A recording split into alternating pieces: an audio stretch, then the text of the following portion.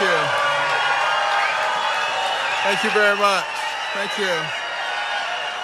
Thank you.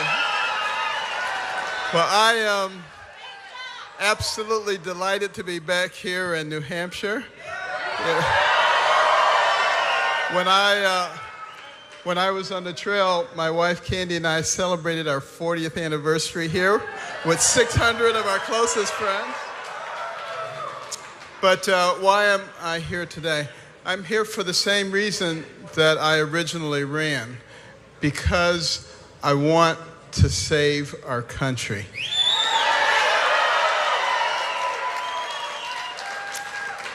And America is worth saving. When you stop and you think about all that went into the creation of this country and the sacrifices that so many made so that we could have freedom, so that we could have a land that was of, for, and by the people, not of, for, and by the government. That's what it was intended to be.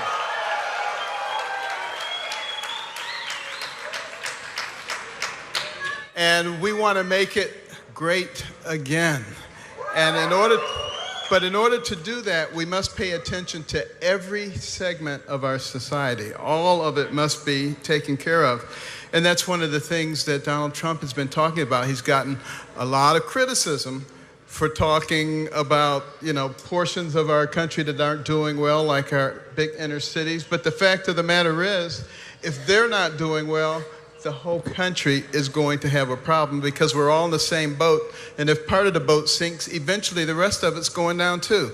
And that's one of the reasons that we're called the United States of America, not the divided states of America.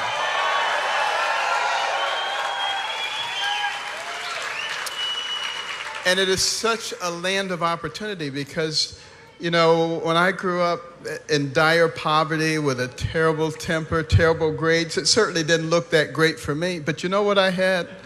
I had a mother who believed in me. That's what made the difference. And she got me to understand that the person who has the most to do with what happens to you in life is you. It's not somebody else. It's not the environment. It's not even the government. And once you understand that, it makes all the difference in the world. And that's one of the things that I've had many conversations with Donald Trump about, the potential of our people and the importance of education once again. Our founding fathers talked about the importance of having a well-informed and educated populace. They said if we ever have anything other than that, the nature of the country will change, because people will be easily misled. And if you ever look at some of those man on the street things and they go out and they interview people about basic stuff, you'll know exactly what they were talking about. And it's why he is emphasizing education so strongly, because if you give people a good education, they can write their own ticket. It doesn't matter what their ethnic or sociological background is. That's why we must concentrate on that. We must think about school choice. We must think about vouchers so that people can go to good schools and that the failing schools either get better or disappear. Either one is okay, as long as we get our people educated. That's what's important.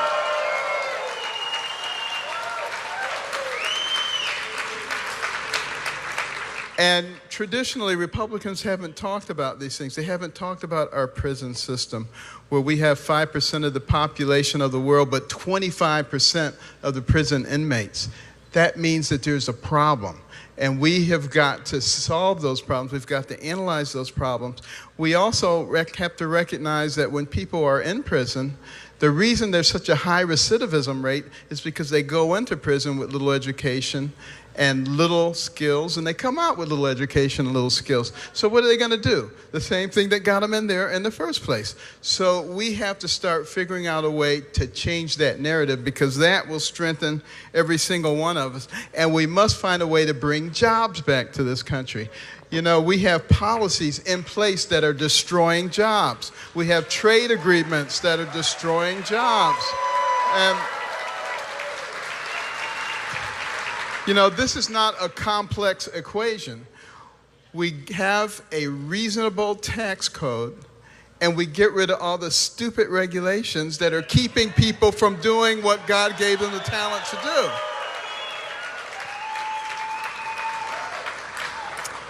And then lastly, we must bring back values and principles that made us into a great nation.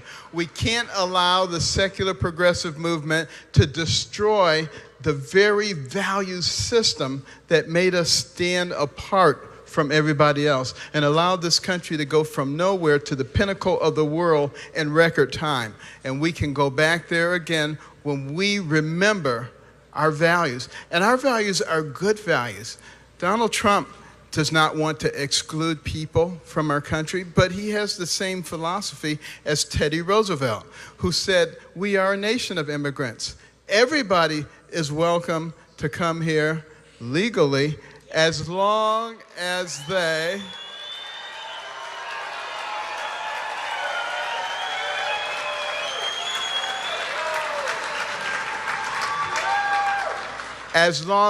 want to be Americans and they accept our values and they accept our Constitution.